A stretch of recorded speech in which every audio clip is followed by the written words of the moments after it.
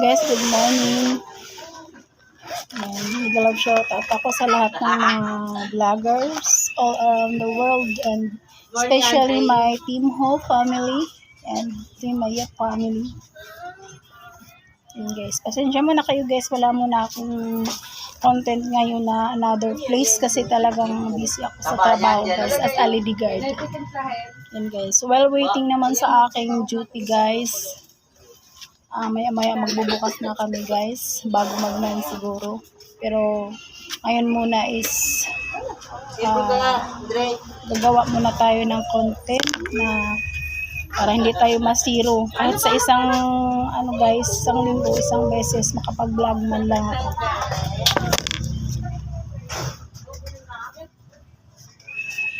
Yan guys, ang pag-uusapan natin ngayon about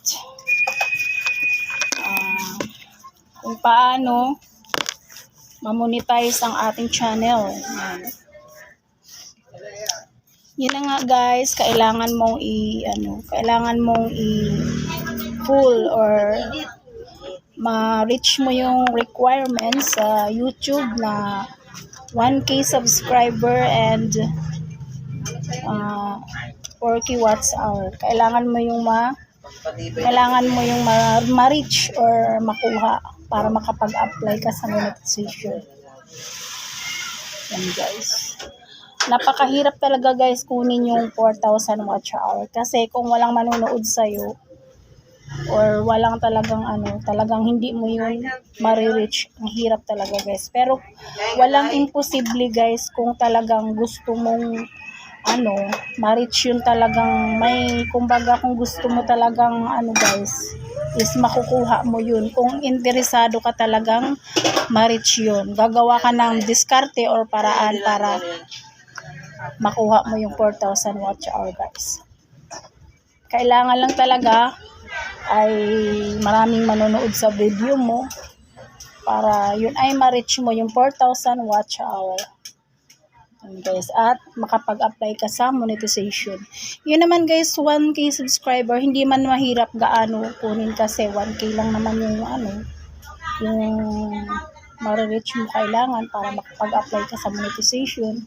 Pinakamahirap talagang guys, pagdadaanan mo bago ka ma-monetize is yung 4,000 watch hour. Kailangan maraming maengganyo na manood sa mga vlog mo or sa mga i-upload mo. Yan guys. Tapos kung pag na-reach mo na yung 4,000 watch hour, yan, automatic na talaga pwede ka nang mag-apply sa monetization sa YouTube. Yan guys. At kailangan naman, remind ko sa mga baguhan, bago kayo makapag-apply ng monetization at na-reach na ninyo yung 4,000 watch hour, yan, kailangan malinis yung record ninyo, walang copyright, yan, walang as in hindi kayo tatanggapin ni YouTube as a partner o program sa YouTube kung mayroon kayong mga violation katulad ng copyright, strike, and then yung mga basta may mga dyan, bawal na kailangan malinis talaga ang record. Yan.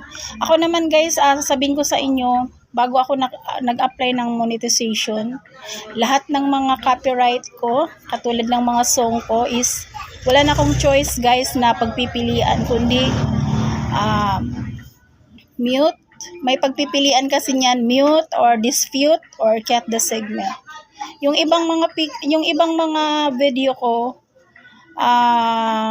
para lang maging malinis at tatanggapin ni YouTube, is minumute ko na guys ang aking mga song or yung mga record ko na kanta or mga video na kanta. Then yung iba naman dispute, yung iba naman is cut the segment. Kadalasan sa mga kanta ko guys, nung unang-una pa akong nag-YouTube na is talagang kailangan kong i-mute. Wala akong choice kundi i-mute yung aking kanta. Kasi hindi ako matatanggap na sa pag-apply ko ng monetization hanggang may record ako sa YouTube. Kaya kailangan, yun ang gawin niyo guys. Para sa mga baguhan, tutorial to guys, na tuturo ko lang sa inyo about paano ma-monetize sa YouTube. Yan. Kailangan malinis ang inyong record at wala kayong violation. Then guys, pag nagawa na ninyo guys, malilinis ninyo inyong mga mga violation or pinagbabawal. Naman guys, maghintay kayo ng mga ilang araw or bago magsasabi si YouTube na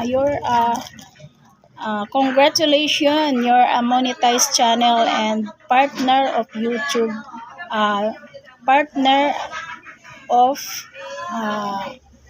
sa programa nila, YouTube program nila. At yun naman guys, tuturo ko naman sa inyo pag kayo naman ay na-monetize at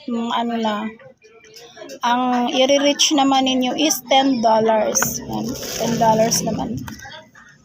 Kailangan ninyo maka $10 para kayo ay may thresholder and then papadalhan kayo ni YouTube ng Google AdSense Pin. Nagpapatunay na kayo ang nagmamayari ng inyong account at isa na kayong legit na vloggers.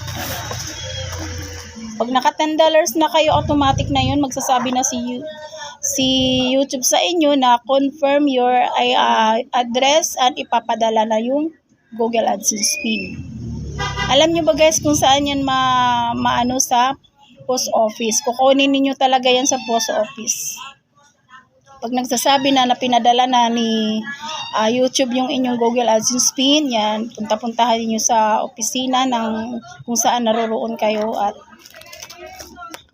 check ay ipapadala na yun. At aayusin ninyo yung i-update lang ninyo yung address ninyo, kung anong nakalagay sa address ninyo, kung saan kayo nakatira, yung pinakang present na tinitirhan ninyo, kung nasaan kayo naroroon.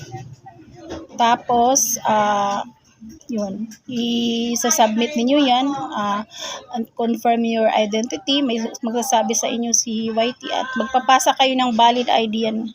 Yan, lahat ng mga makikita ninyo sa Google AdSense Pin or sa Google AdSense, makikita ninyo yung pipilapan nyo doon or sa inyong AdSense, makikita niyo lahat-lahat ng mga katanungan ni YouTube. Kailangan yung masagot ng tama yun.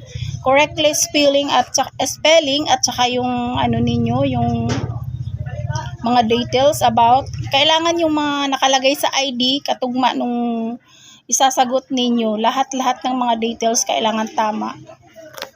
Yan guys, hanggang dito na lang guys. Good morning sa inyong lahat. Big love shoutout ako sa lahat ng mga ka-Team Hope,